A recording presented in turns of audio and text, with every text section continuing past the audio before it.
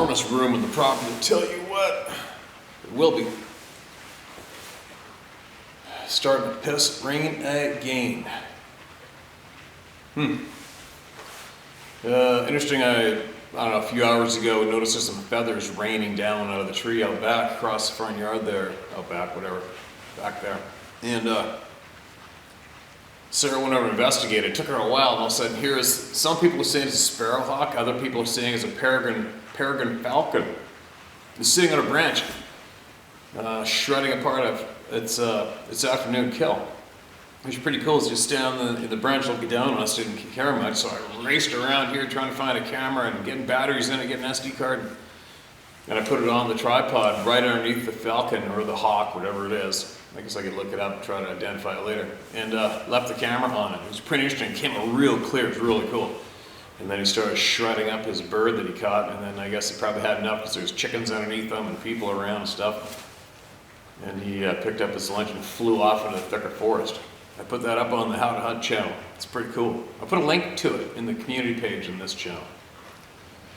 But anyway, got a whole pile more emails as usual, and I don't know how many new have come in, but just as I think everybody realizes, I've shared before, I get emails every single day, and never just one. I don't know how many a day. It's every single day. Emails fly in here, you guys. Every day. It's amazing. And I try to get to most of them. It's funny, side note, I got a couple of people email, I guess this is the last time I made a video right here. And a couple of people just felt compelled, they had to email me and share with me how outraged they were that I had a polar bear in here. Oh man, human beings, I'll tell you what. If anybody's curious, the polar bear rug that I do have here, it was harvested by an Inuit hunter in Greenland. And I have the photograph of the harvest, I have the legal documents and his name, I've got all the legal documents. And no, I didn't kill the polar bear, I purchased it. Crazy, right? I guess somebody, somehow, ended up with it, and they put an ad in the paper a handful of years ago, and I saw it in the newspaper, or the buy and sell classified ads, and I saw there was somewhere near Vancouver and somebody's selling this polar bear rug. I'm like, what? Who sells a polar bear rug? And I looked into it, and it cost next to nothing compared to what the damn things are worth. So I emailed the guy, and he said he had a photograph of the fresh harvest photograph, and the legal documents, the name for the Inuit hunter in Greenland harvested, and the whole 9 yards. I'm like, right on.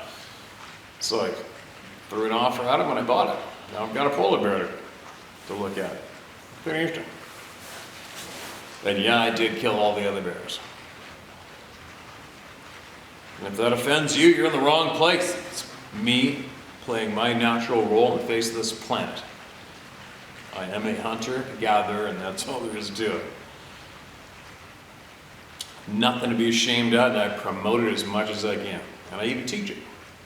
Anyway, let's get some voices heard. Edgar wrote back in. Edgar, if you're hearing this before I've replied to you, I was kind of basically cross-eyed by the time I got home last night after being up 4:30 in the morning, fishing all day. But I got your email, and I will reply to you. Thank you very much again. Hopefully I reply to your email before you see this, because I'm sharing your latest email in here. Now, I'll save that for the last. Listen to this. This is called, titled 2017 Encounter. Steve, the first email I sent had some spelling and grammar errors.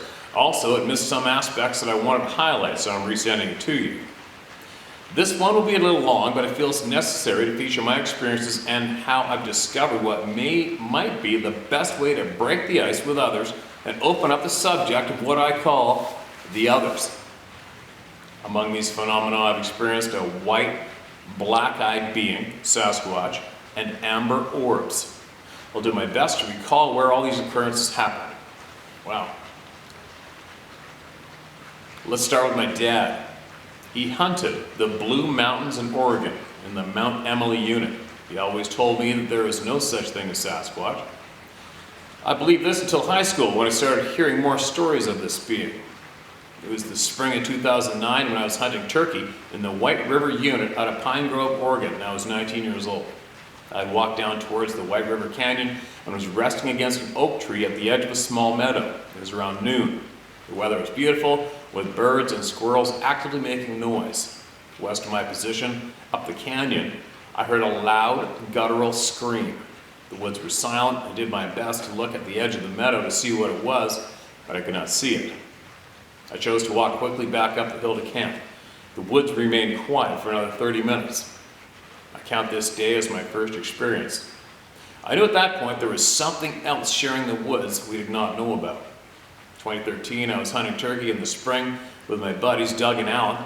We had committed to backpack up the top of this knob to find unpressured birds. We managed 1.5 miles till we made camp at the edge of a rancher's land. Being young, we thought it would be a good idea to wind up the fence to make it easier to cross so we might hunt the backside of that property along the fence line. Okay, you're right, I remember this one. After this, we split up from our camp and set out to kill a tom. I dropped down the backside of camp through a steep draw, began climbing up the other side. I found a flat portion on the hillside where I could cross the fence I was walking along. As I straddled the fence wire, I looked down and noticed some long, reddish-colored hair tangled in the barbed wire. I grabbed a strand that was 8 inches long. The hair was soft and frizzy. I thought about it possibly being a bear, but I considered my time interning with a taxidermist. I do not recall the bears being brought in having hair that long. Then I thought about the scream in 2009, and I thought, it's a Sasquatch. I went back to camp and showed my buddies the hair, and they concluded it had been a horsehair. They directed me to the fence where I could find horsehair to compare this to. In my comparison, I noted the hair I had found and the horsehair on the fence were different. The color of the hair I found different, and the horsehair was coarse where the hair I found was soft. Anyways, I ultimately dropped the hair on the ground and went about the rest of the hunt. But this hunt was going to get real scary. The night of finding the hair, my buddy Doug and I relaxed by the fire and drank some booze. We were having a good time, and Doug started going off about that hair I found. He said, "You think the Sasquatch exists? Why don't we have more evidence?" He then proceeded to stand up and yell at the top of his lungs in the forest, "There's no such thing as Sasquatch, and if there's a Sasquatch here, show yourself." He screamed this into the darkness when the fence we had wound up suddenly started unwinding about 50 feet in front of Doug. He ran to Alan and they cowered by the fire. I stood up, full of booze, and yelled, "Get the F out of here!" I stood my ground and got big. The woods got quiet and I returned to the fire to drink some more. Good old liquid courage, huh? Doug and Alan tried to find whatever it was that unwound the fence using a flashlight, but nothing was seen. To this day, Doug and Alan will tell you the fence just unwound itself, but I still find it strange that it happened right as Doug was challenging Sasquatch.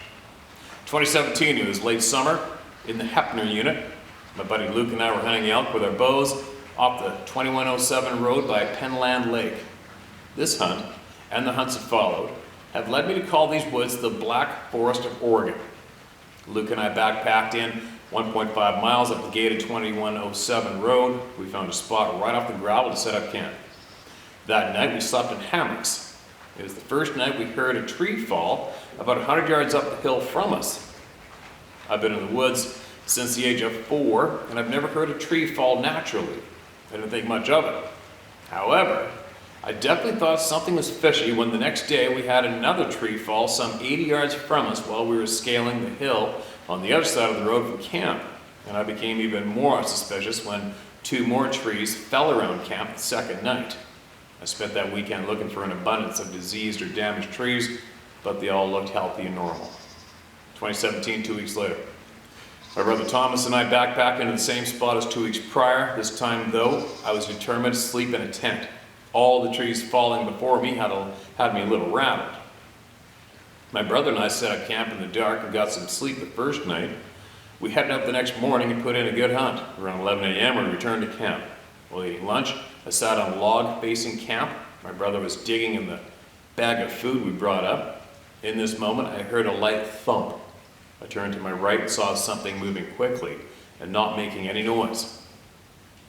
No matter how hard I tried, I could not get it in my vision. It was like a black, blurry thing, and I just couldn't get it in focus. I turned to my brother and asked if he heard or saw what I just experienced. He said no, and felt a little loony and blew it off. That night, Thomas and I were walking back to camp after sitting on a pond for the evening hunt. We were approximately 80 yards from camp when we both heard something running from our camp through the trees away from us. It sounded bipedal. We noted it was around 100 yards up the hill when it stopped making noise. Thomas and I chose to play music on his phone as loud as possible to make our presence known. If it was a lion or a bear, we thought the unnatural sounds would drive it away from camp. We stayed up till 10 p.m. blaring music. At this point, we went to bed. Prior to committing to sleep, we positioned the bikes we rode in a U around the tent to offer some separation between whatever was out there and us. As I laid there, I couldn't sleep. I was on high alert. All we had was one .45 pistol between the two of us. I listened and began hearing what sounded like small rocks hitting the tree above our tent. It was about every 10 minutes I would hear that sound. Not on any other tree, just the one right by our tent. This continued through the night. Around 1 a.m. I fell asleep. My brother happened to wake up and he heard this thing walking in front of our tent. He stayed awake a while longer but eventually fell back to sleep. I woke up around 4 a.m. and went back to listening to the gentle sound of small rocks hitting the tree by our tent. It was around 4:30 a.m. when I heard a new sound. It was something walking across the gravel road toward our camp. I could hear the rocks shifting under his feet. I continued listening. I now was hearing the pine needles crunching and shifting as I drew closer to our tent. At this point, I was putting my hand on the .45 and was preparing to fight for my life. Then it got really weird. The thing that crossed the road stopped and let out a horrifying roar at something in our camp. I now recognized the thing as a mountain lion, and I could hear it turning away from camp and leaving back across the road. By the time I heard the lion on the gravel, I could hear a new series of sounds from the right side of the tent some 10 yards away. It was the sounds of wood breaking and limbs cracking.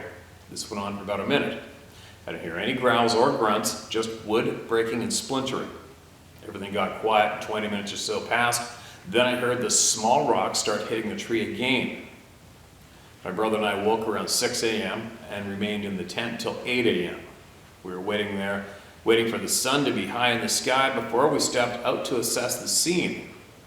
I looked for an abundance of small rocks around the tree, but I found it difficult to assess rocks abundance in the forest. After this, I investigated the trees by camp. I was just beginning to study the limbs when my brother yelled at me to come over and see what he found. In the needles were three tracks, approximately 8 feet from the door of the tent.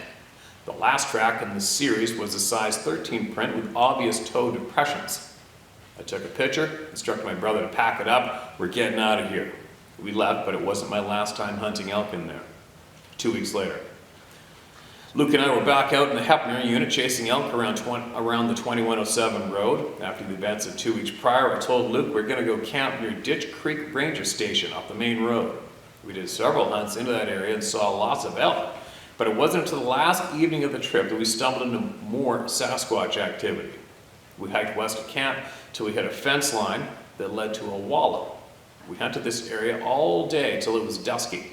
We walked from here back to camp. We're using a horse trail that skirted a meadow to navigate our way back. At this meadow, we began hearing crashing and banging across the way, accompanied with whoops and grunts. For some reason, I was feeling bold, so I began to slowly walk toward the forest line to see if I could spot one of these things. I was halfway across the meadow when Luke urged us to go due to daylight running low. I was persuaded to follow his lead and stop pushing in on these unknown sounds. We made it back to camp, and that concluded our 2017 archery season. Now I knew there were Sasquatch in those woods. 2018. It was late summer 2018. Luke and I were back at it, archery hunting elk off the 2107 road in the Hepner unit. This time we would hike back even further. Luke and I wound up on Swale Creek, where we located a horse trail that runs along the creek into a large meadow with several elk wallows. Along the horse trail, we found an old camp. We decided to make this home for the week. As the days wore on up there, I would use the downtime to lose a barbed wire in the woods. I used this barbed wire to begin constructing a fence around our camp. Luke gave me a hard time, and I would point out, I'm building a Sasquatch fence. I guess I was, even though it wasn't big enough to keep those things out. It was day 5 of our hunt. Luke and I put on 10 miles that day, covering the land from Swale Creek to Drift Creek, and eventually completing the circle, walking back on the 2107 road. There was a lot of hiking, and I was planning on resting that remainder of the day in camp. Luke chose to pursue a big bull that was frequenting the hill above camp. Luke left around 5 p.m. I sat in my chair for another 30 minutes when I decided to start making some dinner. I was standing at the kitchen in camp. It's a board between 2 trees. I make those all the time on backpack hunts and horseback hunts. Making some mountain house in the jet boil. From the kitchen, I'm facing north toward the meadow where the horse trail enters. Approximately 60 yards from where I was standing, there was a stump. I had my hat on facing my work. The bill of my hat obscured my eyes from being seen as long as I kept facing the food I was preparing. From the top of my vision, I saw a black, hairy thing come from the forest to the stump. It never made a sound, maneuvering through the trees. I thought to myself, am I seeing this? It was a very odd moment in time where I could see this thing behind this stump looking at me. I didn't quite know what it was. I kept my head down, but eyes rolled up so I could study this thing. It wasn't a bear, it wasn't a lion, it wasn't an ape. It simply wasn't anything I had seen in the woods before or at a zoo. To describe it, I saw it was covered in black hair from head to toe, but it had a face like a man's, yet it was different. The brow was heavy, the cheekbones were pronounced, the nose was broad and flat, and the eyes were black and appeared sunk back in the socket. I recall the skin was visible from its forehead to the cheeks and a strip to the chin. The skin was black though, like charcoal. I noted it was pushing its back against the stump and rotating its head over its right shoulder to look at me. As a result of this posture, I saw the shoulders were slightly cockeyed, like I was not yet seeing how broad its shoulders were. I will tell you, I was at first confused as what I thought I was looking at, but in time I began to figure out what it was. I was looking at a Sasquatch. As I stood there with my head down and eyes rolled up, I was becoming more uneasy. I also knew at some point I had to show this guy that I'd seen him and the game was over. It took everything I had to commit to making purposeful eye contact. When I did, we both just stared at each other. It lasted 3 to 5 seconds, which probably seemed like 3 to 5 hours. But it was confirmation. Upon confirmation that I'm looking at a Sasquatch and it's looking at me. The Sasquatch turned its head around to face away from me. I recall it looked like it was panicking. The shoulders bulging out on both sides of the stump told me that this critter is way bigger than it looks.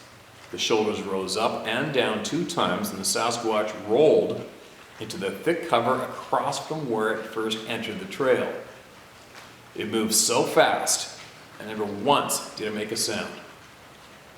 And just like that, I'm in the club of no return. I can never unsee that, and I can never undo the terror I felt immediately after it got into the thick trees. My biggest questions after it left my sight was, what does that beast want? Why is it watching me? Is it circling back to do something? Is Luke okay? All this and more all at once. It's overwhelming. Luke found me camped that night with all the lanterns turned on, and one hand carrying my .45 and the other hand pushing the button on my Hoochie Mama elk call. It was a sight to behold. After Luke and I sat down for dinner, I asked him if he was playing a prank on me, and he looked at me with a puzzled expression and said, "No, you heard me blowing the bugle up the hill." How could I be in 2 places at once? He was right. I told him what happened, and he looked at the fire, drank some whiskey, and said, "I wish you hadn't told me that." From this experience, I believe the Sasquatch I saw was a juvenile. He was only 5'8", at most, but very broad shoulders. Steve, you have a video you did featuring the photos from a First Nations friend. Those photos, that's exactly what I saw. It looked exactly like that. I've seen so many Bigfoot videos and pictures, and what I saw looked similar, but it wasn't what the mainstream thinks Sasquatch looks like. It was a man. That wasn't a man, like you say. They are wild men. The initial point I made about telling people about Sasquatch experiences, I find the best way to start off with that conversation is asking the question, what do you think about Sasquatch? Depending on the person's reaction, will dictate to you if you want to engage in a conversation about your experiences or maybe not waste your time. By asking that question, I've heard 3 coworkers tell me their encounters with this beast. One tried to shoot him, one did shoot him, and the other was intimidated by him.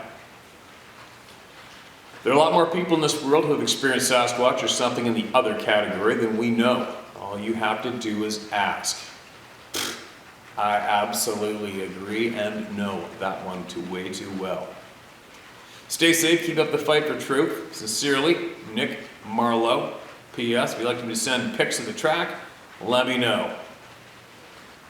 Let her up, man. You want to share something with the people, share it, all right?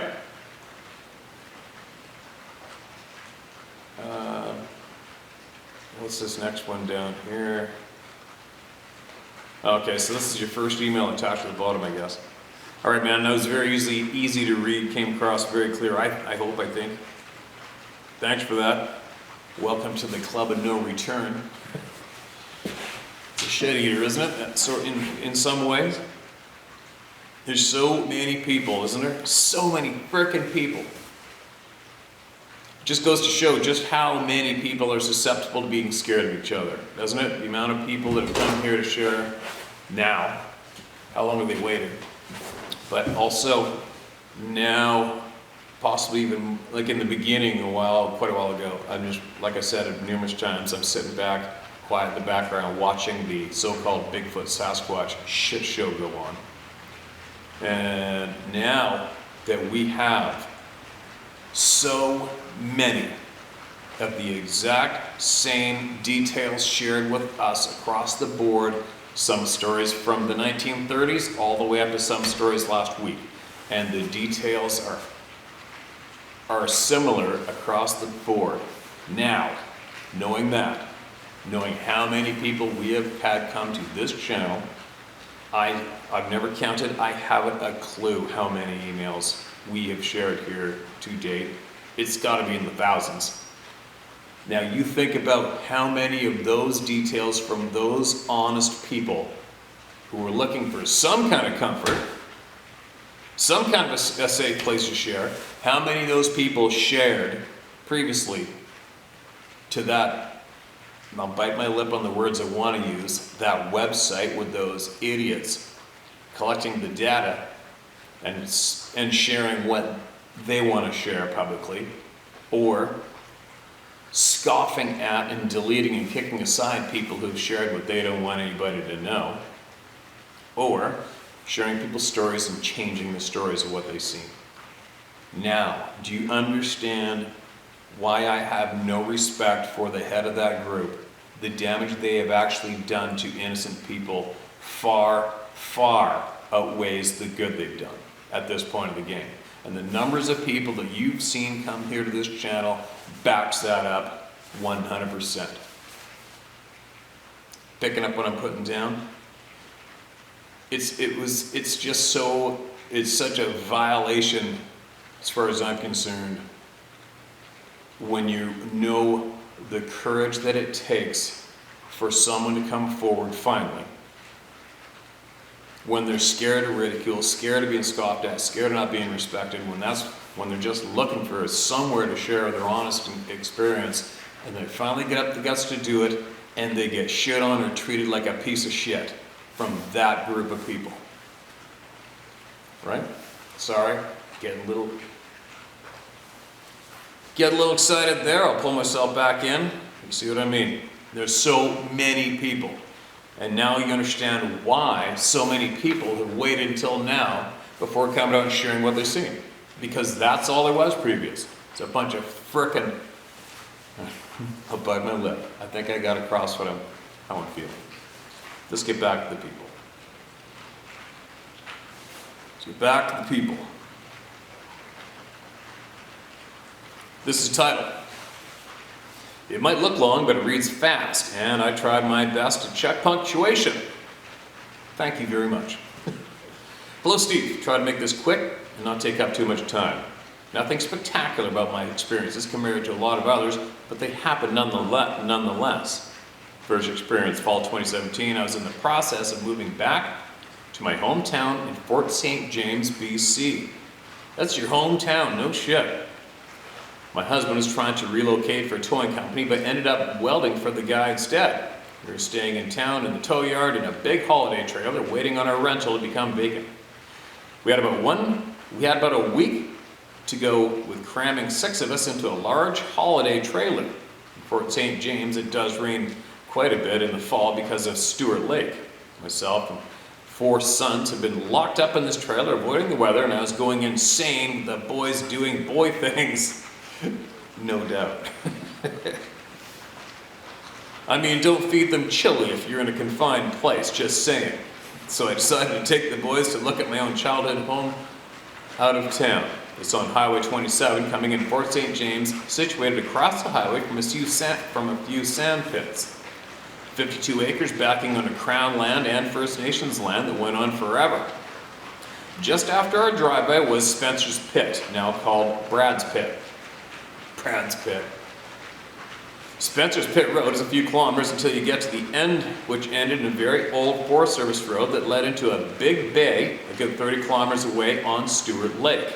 I know this because I've gone down it many times, growing up hunting and fishing and quadding and sledding that way, sorry. Well, just at the end of Spencer's Pit Road, you come in a kind of behind and on the side of a massive gravel pit. As kids, we would picnic, walking or quadding across country through the neighbors' pastures and farms and picnic at this end of the gravel pit. It had more gravel than sand, and we used to take our .22s and bows here to practice. Lots of people do, like an unofficial shooting range. Well, anyways, I unpack the cooler, and the kids get out at this nice spot, drizzling, while make a white man's fire with some gas and wood once it's all burned off and cooking. We're eating hot dogs, getting soaked, marshmallows. Bad idea with the 3 toddlers in a sand pit. I start telling my then 12-year-old how I used to roam these trails barefoot in the bush my whole life, starting at 5. Then we had to be careful because of the grizzly that crosses twice a year. In the spring, we would catch him with our binoculars walking in a certain direction across our property, and in the fall, he would return crossing back the same way he came. We would see it easily as our home was situated a few hundred feet of terraces above our creek, and on the other side at our level was our property that had been clear cut, so not much big was growing there, but some willow and poplar. We had a kilometer-long circle track my dad put in with a D8 so we could brace our quads and skidoo in the winter. Well, as I'm sitting there telling my son about the story, I smell the most god-awful smell of rotten meat and hot garbage, not a skunk. I've dealt with that before. Skunks smell way different. It reminded me of cleaning out a deep freeze that had been left full and the hot sun turned off. Yeah, I did move out. Cleans for crappy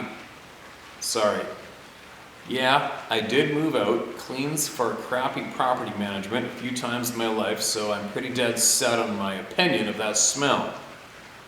I start to scan around to where the smell was coming from. I walk around the back of my Durango, sniffing with a face, thinking that's not a grizzly, is it? Maybe a really sick moose. What? Gotta read that again. Sorry. I don't know if it's me or you. Try it again. I walk around the back of my Durango, sniffing with a face, thinking that's not grizzly, is it? Maybe a really sick moose? Maybe a poacher kill. That is when I see and hear a huge poplar tree shaking not 30 feet in front of me down the other side of the gravel bank. The bank was overgrown. The top of the tree was probably 10 feet over my head as I looked up at the leaves as it shook violently. The base is probably another 15 feet down the bank in the overgrowth. Horror hit me like a hammer to the chest. I turned around, grabbed the twins under one arm each, put them in the Durango, grabbed my 3-year-old, told my son to grab the cooler and get the F in the SUV now. I kicked the fire into nothing. It was raining and on gravel, so I wasn't too concerned if it was completely out. We pulled out of there with no seat belts, and I didn't stop until I was at the bridge on Spencer's Pit Road, all the while looking in my mirrors and telling my oldest to buckle everyone up. I stopped just before the bridge. I realized I had left my water jug wedged between my hitch and the back of my Durango. It was still wedged, so I threw it in the back, jumped back in, and that's when my oldest was calm enough to ask, "What was that, Mom?" At that point in time, I wasn't thinking Saturday, I was thinking big old grizzly. But as I sat and thought over the years, I realized that grizzly would have been close to 30 years old by that point, and I have never smelled a grizzly so rotten before. Even my farm dogs, who will kill a beaver and roll in it when I was a kid, didn't smell that bad. Rotten meat and garbage dump at 30+ degrees, that's what it smelled like. November 2020, my husband and I never relocated to Fort St. James after that attempt. It just wasn't good timing and the job wasn't going to work. We did, however, relocate to Williams Lake in 2019. That's when we started doing date night. We'd fill up the tank, go driving on these caribou back roads. One trip we decided we wanted to head out Yanks Peak. It goes past Likely, BC and over Keithley Creek. On the other side of the creek, we stopped to see massive bipedal footprints coming out of the bush, crossing the creek, going under the bridge and towards some more bush. The stride was enormous, 6 feet give or take. March 2021, date night. We live in the south side of Williams Lake, so we take our quad up the mountain behind our house almost every weekend. My husband and I have mapped the whole mountain with our own shortcuts. We usually head over the mountain into Chimney Valley, cross Chimney Valley Road and into the bushes towards Coal Pit Lake and Sand Pit. It's a good 20 kilometers from our house and 20 kilometers back. On our way back, just as we're crossing the properties, on top of our mountain behind our house in the pitch black, about 1 a.m. or so, we stop to have a quick cigarette and myself have a sip of my wine or beer in my water bottle. Husband doesn't drink. And we turn off the engine and we're sitting there bullshitting when we hear the weirdest hoot bark, like an owl with a coyote. And then again, hoot bark. Fear hit us both instantly for no reason at all. And I mean neither of these two animals would scare us in any normal night. So the fear was extremely unfounded, but nonetheless, we threw on our helmets and burned out of there as fast as we could. Me, with my head looking back the whole time, my headlamp in utter fear. My headlamp on in utter fear. Didn't stop till we got home. That night, my husband was a believer. July 2021, date night again. This time, it was so damn hot. We were going through that massive heat wave still. That thing was nasty, wasn't it? Unbelievable weather. We decided to take a rip up the mountain and to the end where there's an abandoned asbestos pit. Lots of quads and dirt bikers and side-by-sides go up there for fires and meets and just to climb this huge asbestos pit at a very steep grade. Fire ban was on, but it was hot enough, and with the sun still up, we decided to hang out for an hour or so and head back home.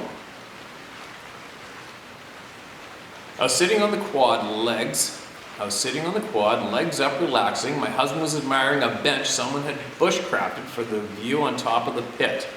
That's when we both heard and felt it, the buzz of electricity. We looked around. No power lines, no drones, no people, nothing. But yet this buzz. I'm looking around for some giant mosquito at this point, but know full well it's not. The hair rises on our arms. My husband comes over to me and we both start asking what the F is that. Our bare arms touch and we get a static electricity shock. Well, it was freaking up that we got on our quad, burned out of there and found a different spot closer to home. That's pretty crazy. You don't hear that too often. My 17-year-old son was dating a First Nations girl from out west on Highway 20. She has family in Alexis Creek and Tusi and Anaheim Lake. I asked her what her elders say about Sabe. I told her I was asking because I read an article from a Chilcotin chief years ago about how game is disappearing in the Caribou Chilcotin. Even Sasquatch was hardly seen. She told me that both her grandmothers and all elders on the reservation said they weren't allowed to go play out after dark, and they didn't even like to talk about Sabe because it's considered bad luck. Well, I've taken up enough of your time of yours and everyone else's, so I'll just say bless you, Steve and family, bless the round table, those who have the courage to stand up for truth and what's right. Bless the Freedom Convoy 2022 that's on its way right now to show the sock puppet Trudeau how much us Canadians have had enough of his pissing on our rights. Truck Trudeau. You can use my name. I've never cared what anybody thought about me. If they don't have the courage to say it to my face, then they're spineless pussies, and if they do, then they should be prepared to get popped in the lips. Haley Jarvis. Haley, appreciate that message. Thank you so much. I'm familiar with all the places you listed. It's funny, Anaheim Lake. Anaheim Lake, when I was about that big, we were at a ranch on Lizard Lake, right beside Anaheim Lake.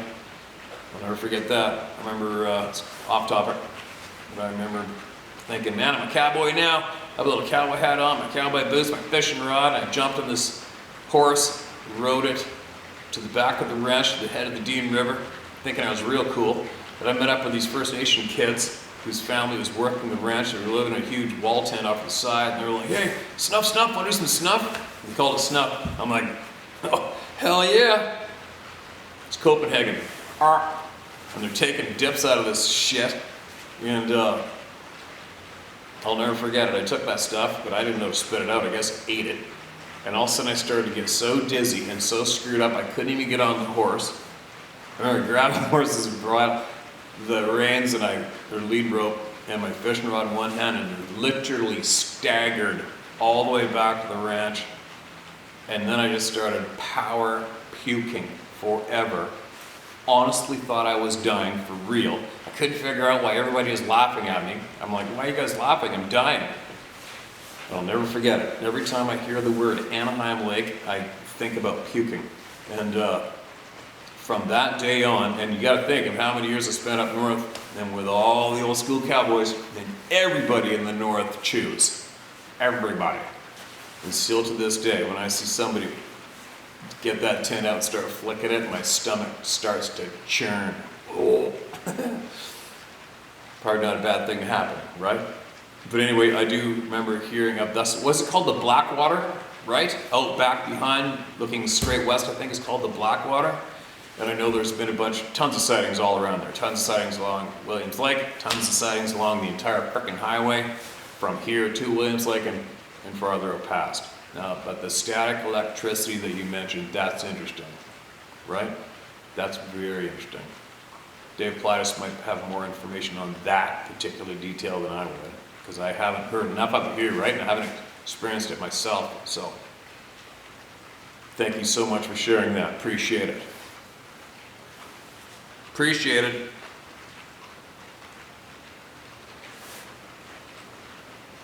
All right. What else we got, Mark? This is red. Keep having to look up the camera, see if it's still recording. Attention, Steve. You got it. Hello, Steve. You can use my name if you wish. My name is Rob Taylor. I'm from Central West Virginia. When I was much younger, I'm 57 as of 2021, we had a camp that was a stone's throw from Watauga State Park. Our camp is in a very small town called Seabird. I love going in there in the summer. You can catch fish all day and night in the Greenbrier River. And in the fall, we have trout streams everywhere from Knapp's Creek to the Cranberry Glades. And in the winter, of course, hunting deer, turkey, grouse, groundhogs, and whatever was in season. It's roaming Pocahontas County as well as another being, of course. Anyway, my story. That sounded awkward. One more time. Whatever was in season It's roaming Pocahontas County, as well as another being, of course. Anyway, my story. It's midsummer, and a couple of my cousins want to accompany me and my dad to do some fishing. My dad and I would go up to camp a few times every summer, whenever he could get away from the weekend. Our camp was 3 or 4 hours drive from where we lived, so we couldn't get there as much as we wanted. The first day was great. We got there Friday evening and got to get in a couple hours a day fishing, and after fishing for a little bit, we were all tired and decided to go back to camp and unpack and get some victuals down our neck. After all that, we just fell out and went to sleep. The next day, Saturday, we got up early and started hitting all the good spots. A few my dad had to drive us to get there. All the others were walking distance. You could almost cast your line from the front door and hit the river. Damn, I miss those times with my dad. We did a couple hours a night fishing, but they weren't hitting anything we tried, so we decided to head back to camp and hang out, build a fire in the pit outside, and just sit around and bullshit with each other and lie about the one that got away. So now it's going on about 10 o'clock, and my dad had to get down to the store before they closed to get supplies for breakfast and lunch for tomorrow. The store was only about a half a mile from camp, so my 2 cousins, one from my mother's side and the other from my dad's, both first cousins, and I decided to go inside to keep out the boredom. We ended up getting into a pillow fight and carrying on like 12-year-old boys do. We're getting loud with laughter and antics when we hear someone pounding on the sides of the cabin, and even sounded like whoever it was got on the roof and pounded and growled. My cousin said it's probably your dad trying to scare us, but my dad was straight up no bullshitting around, so I knew it wasn't him. And all of a sudden the lights go out, and after a minute of pounding on the outside of the cabin, the lights came back on and flickered on and off for about 30 seconds. By this time I'm starting to get a little bit scared, because I know it's not my dad. There's only one window in the bedroom we're in, and that's where it sounds like whatever is doing this is. Everything's dead quiet, and then one of the worst smells I've ever experienced in my life. One of my cousins said it's a skunk. I've encountered a skunk before, and this is the smell of a skunk and rotten meat and sewage. It made my eyes water. And all 3 of us were about to puke. I could hear like a real long and low guttural growl at the window. The lights are now back on without flickering, and I'm wishing my dad would hurry the hell up and get back in the store. I hear the gravel being kicked around, so I'm thinking Dad's back. So I slowly go over to the window and real slow pull back the curtain. Taking up the whole window is a dark shadow of a head, and I see 2 blood red glowing eyes looking back at me, not a foot away from my head. We all screamed. I closed the curtain, jumped into the bed, and under the covers, we all 3 went screaming for our lives, scared to death. Then we heard another loud, deafening scream, and the lights went out again. We're shaking, trying to be as quiet as we can. All of a sudden, one more loud as hell smack beside the window, then silence. Nothing else happened, and from what I could tell, we eventually fell asleep. Very early the next morning, I run into my dad's room, wake him up, and he said when we got back that every light inside the camp was turned on, that all 3 of us were under the covers from head to toe sleeping. So we put away the food and went to bed. I told him what happened to us, and he said it was probably the back lights on a car that I saw. It was not taillights standing at the window. I went outside after breakfast and looked around the cabin, and the hardy board siding was broken in 10 to 20 different places, and you could see handprints, big handprints, but no footprints. And at the window there was a handprint on each side of it, and there was also about 5 or 6 pieces of shingles laying around on the ground. My dad couldn't explain the handprints. He said that us kids must have done that, and that the wind blew the shingles off. We just wanted to go home, and go home now. My dad went fishing beside the camp for 30 minutes or so and saw that we weren't even going outside. So we packed everything up and headed home. My cousins never asked to go fishing with us again, and never spoke about it to anyone, or even amongst ourselves again. I've told a couple of my closest family, but I don't think they believe me. I didn't mention to them that my cousins I didn't mention to them that my cousins were even there. I just said what I saw one time when Dad and I went up camp. I didn't let it deter me from going back. I continued to hunt and fish and enjoy nature, especially time spent with my dad. It was the same year that I bagged my first deer, and I swear, while I field dressed it, that I was being watched and followed as I dragged my deer out of the woods. I couldn't get back to camp fast enough. It was terrorizing, but I still went back. There was nothing that was going to keep me from spending time with my dad. This all took place about 45 years ago. Thanks, Steve. Appreciate all you do. Keep up the good work and get people's stories out there, even if mine's not one of them.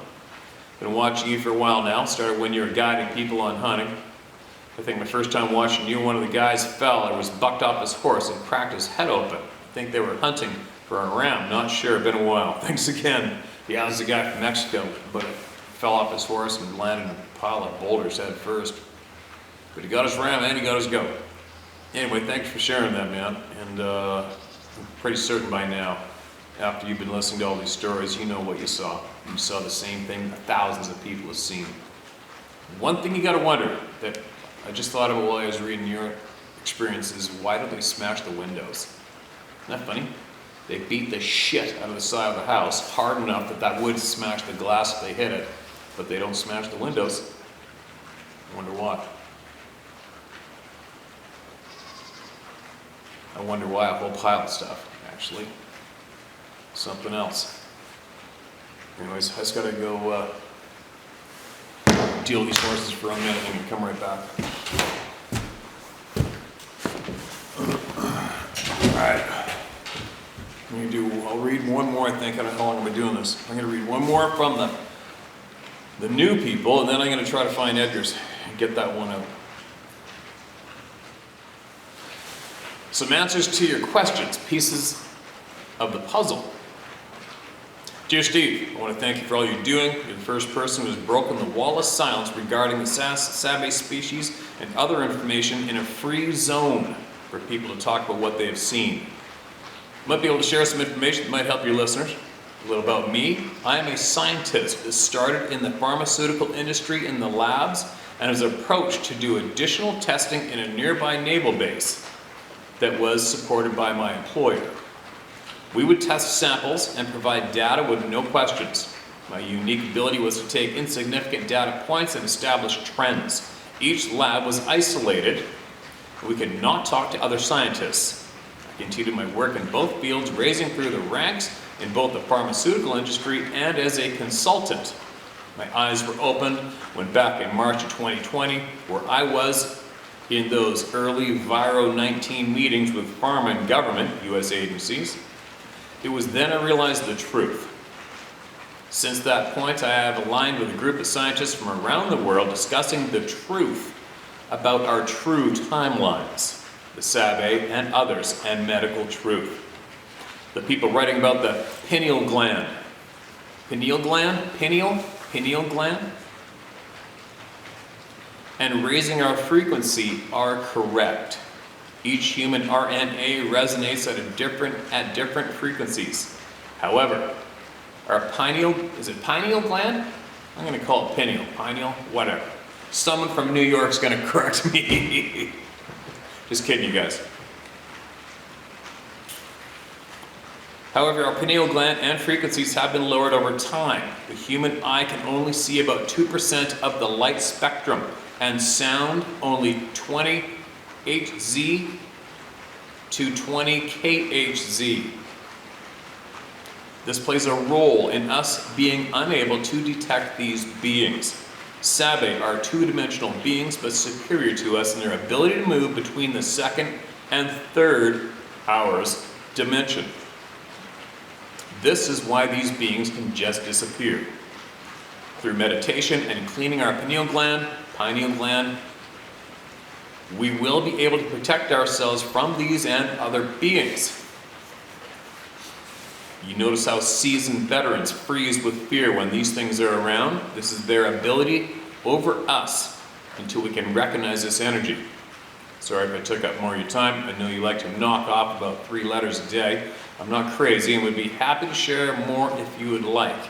Below is an email where I can be contacted, and feel free to share if you see fit. God bless Mike. Okay, I got your... Got it. Mike, seriously? I want you to share more and not stop. Are you kidding me? Share everything you got. Every single thing that you feel that you can safely share, share it. I don't give a shit what you're talking about. Share it, all right? I want truth of everything. Share it here. Every single thing that we're not supposed to know, I want to know. As long as you're safe doing it, all right, man? And I will be sure to keep your identity under wraps. Please share more. Share it all. All right, I'm going to get to, where are you, Edgar? I've got you in here somewhere. Here we go, I got it. Thank God. Mark, this is red. I'm going to close with this email. This is from Edgar, and you followed up since our last share. You shared with me. All right, listen to this. Yes, I did leave out a couple of things. Yes, I did leave out a couple of things out, didn't I? I got to say before I start to ramble, your video is wonderfully and well presented, given you are clearly very tired. This information and intelligence you give to your audience generally, especially in what you're giving the world, needs to be listened to. I'm still spending a few hours a day catching up, and although I am very aware of much of what your writers experience, your source of truth is pretty amazing. I feel sorry for such terrible experiences of those who suffered as I did. Many of them are so sad, but you're giving them a voice. And despite some naysayers who comment, the underlying truth you present in every single video is vitally important. If only they could all simply accept genuine truths, eh? My unloading on you, Steve, was great. I'll never forget how open to me you were and helped me through it. Others must feel the same. Number 1, of course. Many thanks for your... Okay, I'm going to keep reading this because this pertains to all you. Because I offered up for all of us to help Edgar with his cancer and his treatments and what's going on. His wife got her bank account frozen from our tyrant in Canada. So I'll read what he said here. This pertains to you guys. Number 1, of course, many thanks for your kind offer of possible financial assistance. Such an offer is a wonderful gesture. I feel so sincerely humbled. Thank you and your loyal citizenry from wherever that may be. I'm financially okay, Steve. I'm being paid in full until I write a retirement/resignation letter. All my private medical bills are also being paid. Not forgetting too, the UK has a free and unlimited medical service. The offer alone makes me thank God that despite all the evil forces working against people in almost all Western nations, the simple goodness and decency coming from ordinary working folk is a true wonder to behold. My simple thank you feels so inadequate. If you have the opportunity, please pass that on. Done, my friend. No matter what happens, we're here, all right? Back to business. If I've never mentioned this before, then I should have. Equally, if I'm teaching anyone to suck eggs, then let me know that too. Regarding my plea to you to carry a locator beacon, is everyone aware, I wonder, that our consensus of opinion is that these beings actually inhabit cave systems? So, a beacon at least gives a solid point of final location. No reason it can't be live streamed to a computer or mobile phone or tablet.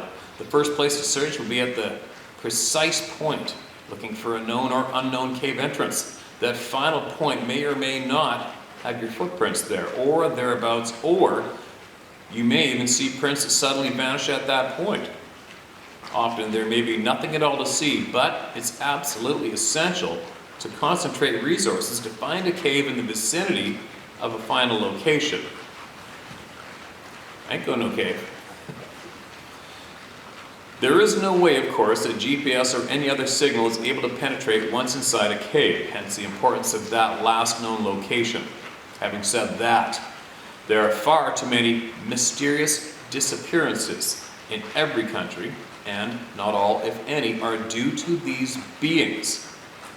We do, however, have records that young kids may have been abducted and later found miles away from the site last seen. Where have you heard that? If there are no tracks, vanishing tracks, or other disturbances at the final point, then seeking a cave should be a top priority. If there's something like a field of boulders nearby, then that should be a major target area. Cave entries can often be found among large rock formations. We also know that many caves can end within feet or yards or more, and blockage/narrowing of some kind may disqualify the thought of a creature of such immense size could negotiate a passageway. We know they do and can. That's where we begin to enter the dimension of the paranormal, better known as the unknown. I know this sounds crazy, but my answer to that is we know 99.99% less about them than they know about us. Discount nothing. A final unconnected point I've noticed in comments, many people see a nest where they claim one of these creatures spent the night. Let's knock that notion on the head. They do not waste any part of a day, let alone the night, by sleeping. My colleague, X below, is convinced these are simply a means of communication. These trees ripped up and placed in different positions are the same as simple, for them, method of messaging.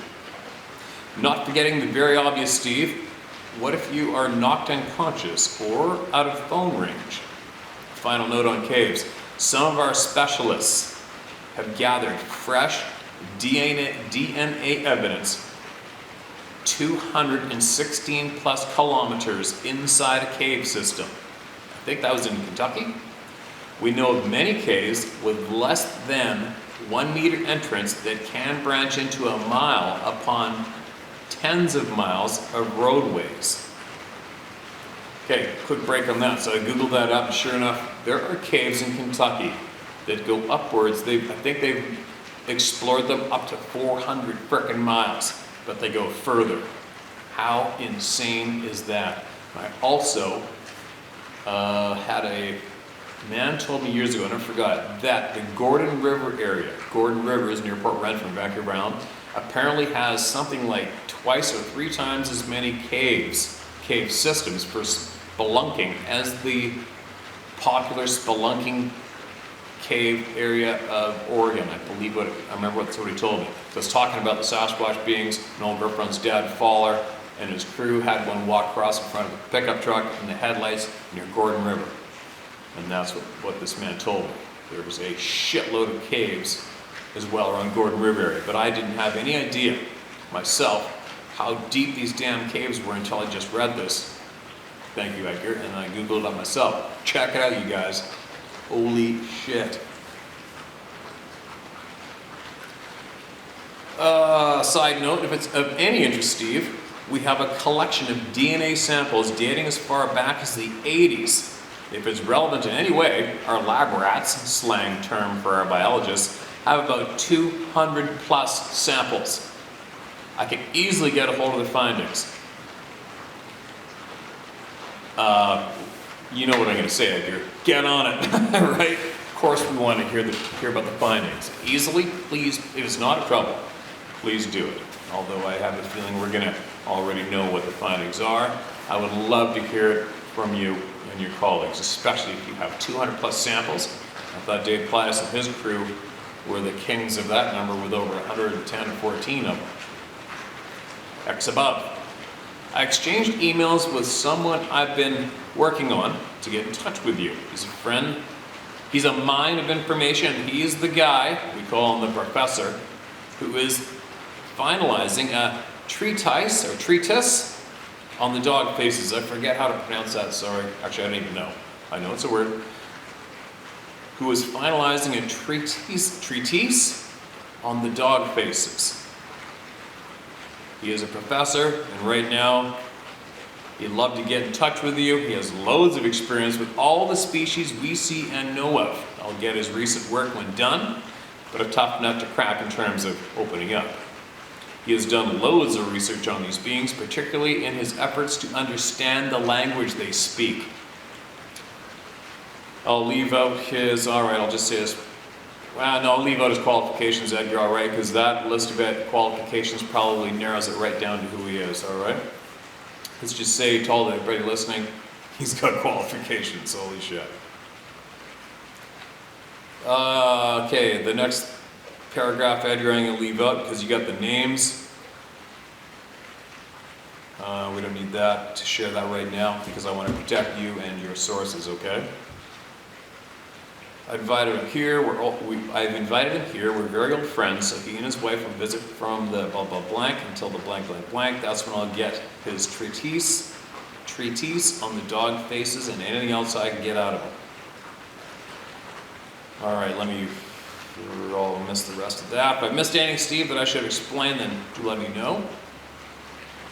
One small element I failed to notice was an additional line where it said about the game/trail camera being seen like 1,000,000 pound power of light. The additional line said verbatim. All right. Quote, regarding the initial detection of IR light from a game/trail camera, it's also the case that the PIR motion detector, common in all movement detectors, has virtually zero IR emission, but this imperceptible beam is seen by these creatures as if it were a light from a powerful flashlight, as typically carried by the police, for example. It has been known for a creature to approach from behind the camera in an attempt to disable it, be it day or night. So that's my day done. Seems I can concentrate for about a half an hour at a time, then return, add some more until I finish. Well, don't overstress yourself, Edgar, all right? You concentrate on you, and concentrate on yourself and your health and your battle and your family first. Make that priority, okay, my man? And then if you got any spare time and you feel motivated, we're right here. We're not going away, and we will soak up and absorb every single teeny tiny drop of information you send our way, okay? But please do not feel any pressure from here at all whatsoever.